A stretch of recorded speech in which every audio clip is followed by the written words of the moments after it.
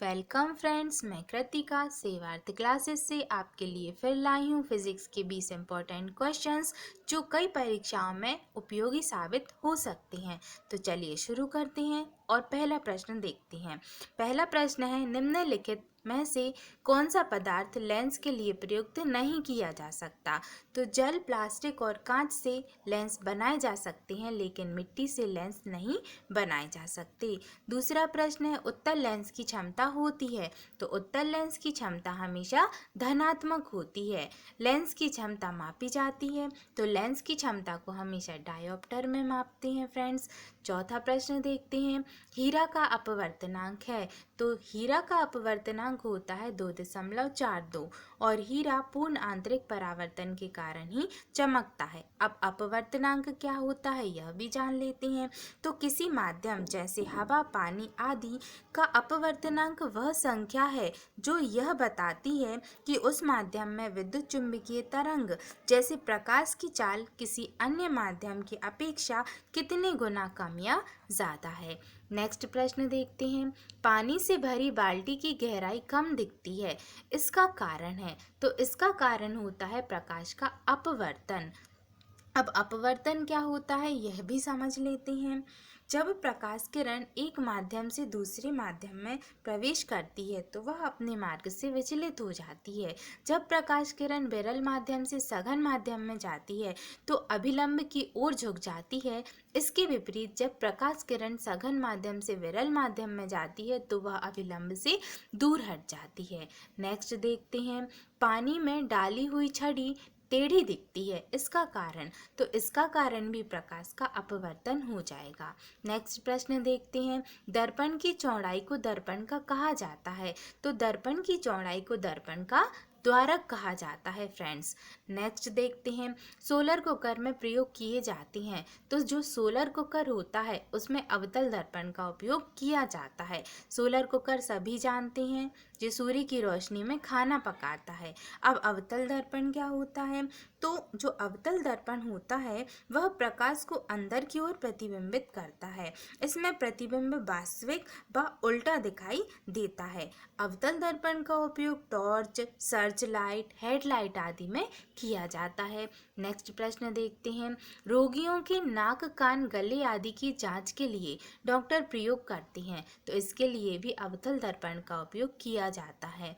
Next देखते हैं, motor गाड़ी के चालक के सामने लगा रहता है। मतलब जो मोटर गाड़ी रहती है उसमें जो साइड मिरर लगे रहती हैं उसमें कौन से दर्पण का उपयोग किया जाता है? तो साइड मिरर में उत्तल दर्पण का उपयोग किया जाता है। अब उत्तल दर्पण क्या होता है इसे भी समझ लेते हैं। उत्तल दर्पण प्रकाश को बाहर की ओर प्रतिबिंबित करता है। प्रत्येक दशा में प्रतिबिंब दर्पण के पीछे ध्रुवों के बीच वस्तु से छोटा, सीधा व आभासी बनता है। और उत्तल दर्पण का उपयोग साइड मिरर में, टेलीस्कोप में, स्ट्रीट लाइट आदि में भी किया जाता है। टॉर्च के किस प्रकार की प्रकाश पुंज की प्राप्ति होती है? जो टॉर्च होती है उससे संसृत प्रकाश पुंज प्राप्त होता है। नेक्स्ट प्रश्न देखते हैं, सामान्य नेत्र की रेटिना पर बनने वाला प्रतिबिंब है। तो जो सामान्य नेत्र होता है उसकी रेटिना पर हमेशा प्रतिबिंब वास्तविक और उल्टा बनता है। हमारी आँख की समंजन क्षमता उसको एडजस्ट करके हमें सीधा दिखाई देती है।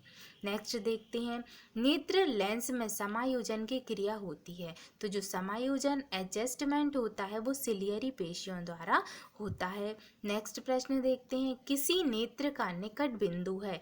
तो नेत्र का निकट बिंदु वह बिंदु होता है जिस बिंदु पर सबसे ज़्यादा स्पष्ट दिखाई देता है। तो वह बिंदु होता है 25 सेंटीमीटर। नेक्स्ट देखते हैं, आँख की पुतली किस प्रकार कार्य करती है। तो जो आँख की पुतली होती है वो परिवर्तित द्वारक की भांति कार्य करती है। मतलब वो अपने आप को एडजस्ट करती रहती है। जब ज़्यादा रोशनी में हम जाते हैं तो वह सिकुड़ जाती है, और जैसे ही कम रोशनी में जाते हैं या अंधेरे में जाते हैं तो वह फैल जाती है, यानी वो परिवर्तित होती रहती है। नेक्स्ट प्रश्न देखते हैं, सामान्य मानव नेत्र का दूर बिंदु होता है। तो जैसे निकट बिंदु 25 सेंटीमीटर होता है वैसे ही दूर बिंदु अनंत माना गया है। नेक्स्ट प्रश्न देखते हैं, सिनेमा के पर्दे पर किस प्रकार का प्रतिबिंब बनता है? तो जो सिनेमा घर रहते हैं उसके पर्दे पर वास्तविक प्रतिबिंब बनता है और वास्तविक जो प्रतिबिंब होता है हमेशा उल्टा बनता है।